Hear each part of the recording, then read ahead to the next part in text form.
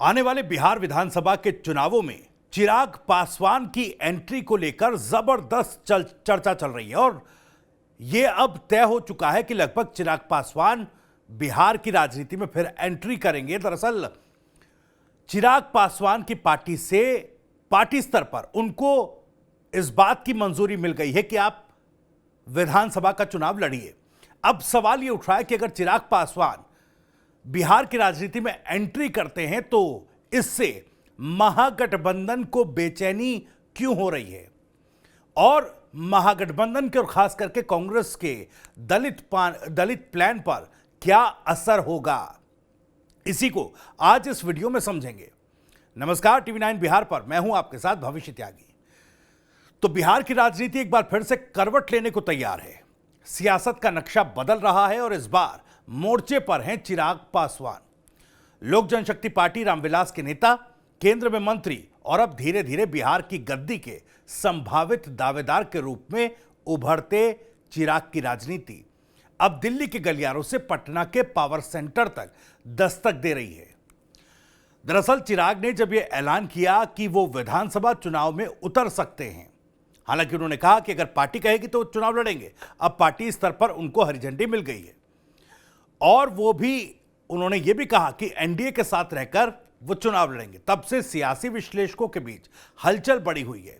जो पहले उन्हें बॉलीवुड से आए पोस्टर बॉय समझते थे, अब उन्हें गंभीरता से ले रहे हैं। वजह साफ है कि चिराग के उतरते ही बिहार में दलित वोटों का समीकरण पूरी तरह से हिल सकता है।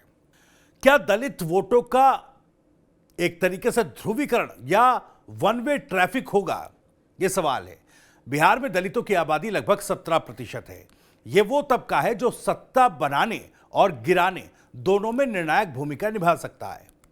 अभी तक दलित वोटर्स का बड़ा हिस्सा आरजेडी, कांग्रेस या कभी कभी वाम दलों की ओर झुकता रहा है, लेकिन चिराग की लोकप्रियता खासकर युवा दलितों के बीच तेजी से बढ़ी है। चिराग के समर्थकों के बीच जो धारणा बन रही है वो कुछ ये है कि रामविलास जी नहीं रहे, लेकिन अब चिराग हैं जो उनकी विरासत को आगे बढ़ा सकते हैं। यह सोच उन्हें बाकी नेताओं से अलग खड़ा करती है। चिराग खुद भी बार बार कह चुके हैं कि वो बिहार की माटी में रहकर राजनीति करना चाहते हैं और अब जब पार्टी के सभी प्रकोष्ठों ने उन्हें विधानसभा चुनाव लड़ने की हरी झंडी दे दी है तो तस्वीर साफ हो जाती है। अगर सीएम पद को लेकर जो उनकी दावेदारी ठोकी जा रही है, सीएम फेस को लेकर के कि एनडीए का सीएम फेस उनको बनाया जाए, इस तरह के दावे उनके जीजा अरुण भारती जो कि जमुई से सांसद है वो लगातार कर रहे हैं। लेकिन यहां पर सवाल सीएम पद का नहीं, महत्व का है। यहां एक चालाक राजनीतिक स्टैंड भी इस फैसले को लेकर दिखाई देता है। चिराग कह रहे हैं कि वो मुख्यमंत्री पद के दावेदार नहीं है, नीतीश कुमार ही मुख्यमंत्री का चेहरा होंगे।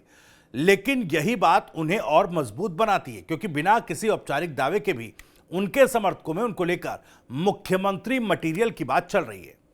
यहां से यह धारणा भी बनती है कि चिराग ने खुद को एक भरोसेमंद, स्थायी और दीर्घकालिक नेता के रूप में पेश किया है, जो पावर हंग्री नहीं बल्कि विजनरी नेता के तौर पर उनको एक पॉलिटिकल स्टैब्लिशमेंट बिहार में दे रहा है।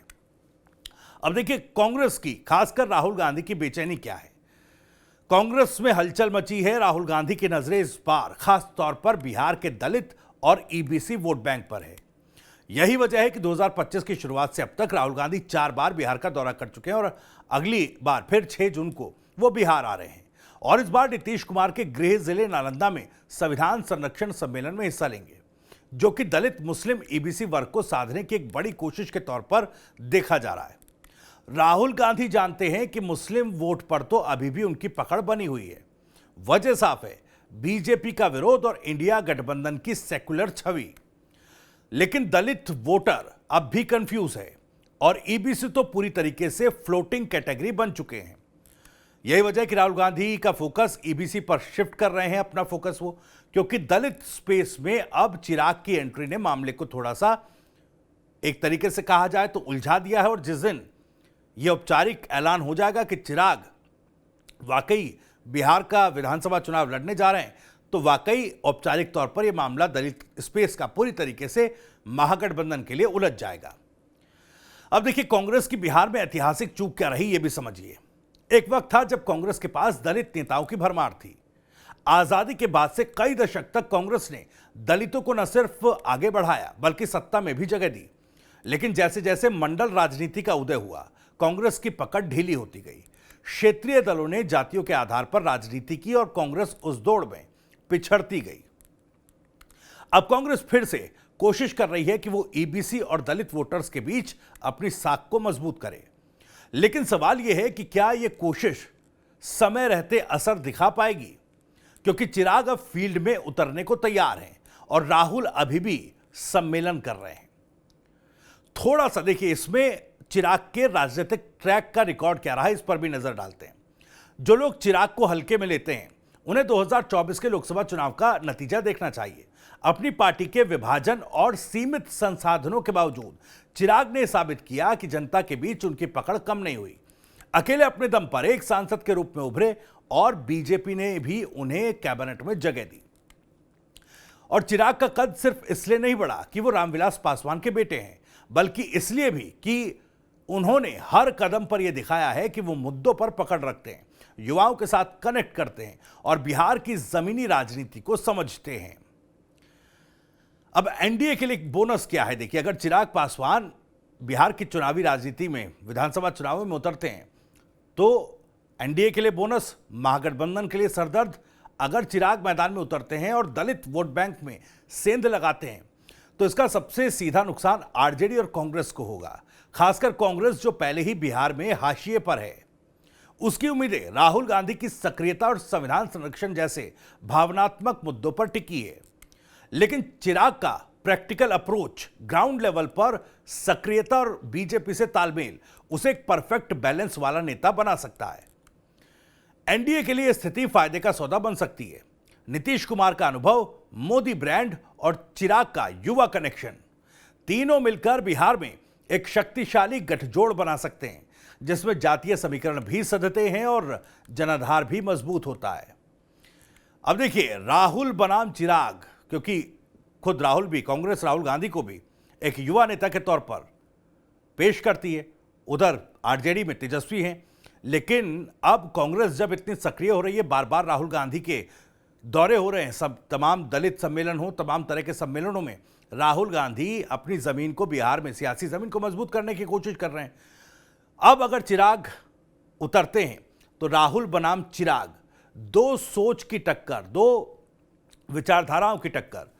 राहुल गांधी जहां संविधान, समावेशिता और सेक्युलरिज्म की बात करते हैं, वहीं चिराग विकास, पहचान और आत्मगौरव पर फोकस करते हैं। राहुल की रणनीति सबको जोड़ों की है तो चिराग की रणनीति अपनों को मजबूत करने की। राहुल गांधी का फोकस इमोशनल अपील पर है कि संविधान खतरे में है, दलितों को उनका हक नहीं मिला, इन जैसी बातों पर राहुल राजनीति कर रहे हैं। जबकि चिराग की रणनीति एकदम अलग है। अब हमें किसी का मोहताज नहीं बनना, अपनी ताकत खुद दिखानी है। दलितों के बीच वो ये संदेश देना चाहते हैं। और ईबीसी की जो लड़ाई है वो अब केंद्र में है। बिहार की अगर चुनावी राजनीति के केंद्र में ईबीसी की वो लड़ाई आ गई है। बिहार में ईबीसी यानी एक्सट्रीमली बैकवर्ड क्लासेस, अति पिछड़ा वर्ग की आबादी लगभग 36% है। और ये वोटर आमतौर पर किसी एक पार्टी के पक्के नहीं होते, जो फायदा मिलेगा उसी के साथ खड़े होते हैं। कांग्रेस अब इन पर फोकस कर रही है, लेकिन ईबीसी को साधना इतना आसान नहीं है क्योंकि उनके मुद्दे अलग हैं। आरक्षण, रोजगार, सुरक्षा और सम्मान। राहुल गांधी का यह पहला मौका होगा जब वो ईबीसी सम्मेलन में शामिल होंगे। इसका मतलब साफ है कि कांग्रेस अब उस वोट बैंक में सेंध लगाना चाहती है जिसे अब तक नीतीश कुमार और छोटे दल जैसे वीआईपी, हम जैसी पार्टियां साधते रहे हैं।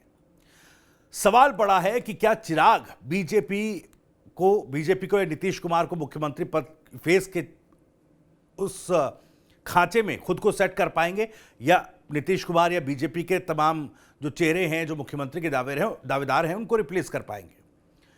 इस समय जो हलचल है उसमें सवाल भी उठ रहा है कि क्या बीजेपी चिराग को आगे करके बिहार की कमान धीरे धीरे उनके हाथ में सौंपने की तैयारी कर रही है। कुछ लोग तो ये भी कह रहे हैं कि 2025 नहीं 2030 की तैयारी चल रही है। लेकिन 2025 में भी तो ये सवाल उठ रहा है कि चिराग को सीएम चेहरा घोषित न करके भी अगर पार्टी उन्हें फील्ड में उतारती है तो इसका मतलब होगा कि बीजेपी उन्हें ट्रायल रन दे रही है। अगर परिणाम अच्छे रहे तो आने वाले समय में नीतीश कुमार के बाद एनडीए की अगुवाई चिराग पासवान कर सकते हैं। और ये बात खुद चिराग के समर्थकों को भी दिख रही है, तभी वो पोस्टर्स में उनके लिए युवा सीएम जैसे टैग लगाने लगे हैं। अब महागठबंधन के सामने यहां पर डबल संकट है। महागठबंधन यानी इंडिया ब्लॉक दोहरी चुनौती का सामना इसको करना पड़ सकता है। चिराग का दलित वोट पर अटैक, इससे कांग्रेस की दलित राजनीति हाशिए पर जा सकती है, जिसको रिवाइव करने की कोशिश राहुल गांधी कर रहे हैं। नीतीश प्लस मोदी प्लस चिराग की तिगड़ी, ये एक फॉर्मूला जो है आरजेडी के यादव मुस्लिम समीकरण के सामने एक मजबूत ओल्ड यंग अपर कास्ट दलित समीकरण खड़ा हो जाएगा। इतना ही नहीं, चिराग का साफ सुथरा और साफगो अंदाज उन्हें आज के जेनजी वोटर्स के लिए ज्यादा रिलेटेबल बनाता है, जबकि राहुल गांधी अब भी पुराने फॉर्मूले के भरोसे पर है। यहां पर राहुल गांधी की राह, कांग्रेस की राह थोड़ी मुश्किल दिखाई देती है अगर चिराग पासवान उतरते हैं, और चिराग का रास्ता आगामी उनकी राजनीति के लिए खुलता है। बिहार की राजनीति एक दिलचस्प मोड़ पर है। चिराग पासवान ने अपने फैसले से पूरे समीकरण को हिलाकर रखा हुआ है। अभी इसका औपचारिक ऐलान होना है। महागठबंधन अब तक सिर्फ नीतीश से मुकाबला कर रहा था, अब चिराग जैसे उभरते चेहरे से भी जूझना होगा, जो ग्राउंड पर अपनी जगह बना चुके हैं। राहुल गांधी के लिए सबसे बड़ी चुनौती यही है कि वो समय रहते ग्राउंड कनेक्ट बना पाए, वरना जितना जोर वो संविधान और सेक्युलरिज्म पर लगा रहे हैं, उतना ही फायदा चिराग अपने वोटर्स को सीधे मैसेज देकर उठा सकते हैं। आगामी विधानसभा चुनाव अब सिर्फ बीजेपी बनाम आरजेडी की लड़ाई नहीं रहेगी, बल्कि एक त्रिकोणीय संघर्ष में बदल जाएगी, जहां चिराग पासवान एक्स फैक्टर बनकर उभर सकते हैं। खैर, इस स्टोरी में, इस वीडियो में इतना ही। वीडियो और जानकारी पसंद आई हो तो वीडियो को लाइक करें, ज्यादा से ज्यादा शेयर करें। आप भी इस मामले पर कुछ कहना चाहते हैं तो कमेंट बॉक्स आपके लिए खुला हुआ है। अपनी बात, सवाल और राय कमेंट बॉक्स के जरिए हम तक पहुंचा सकते हैं। बिहार से जुड़ी और भी तमाम खबरों को सबसे पहले जानने के लिए सब्सक्राइब जरूर करिए टीवी 9 बिहार झारखंड।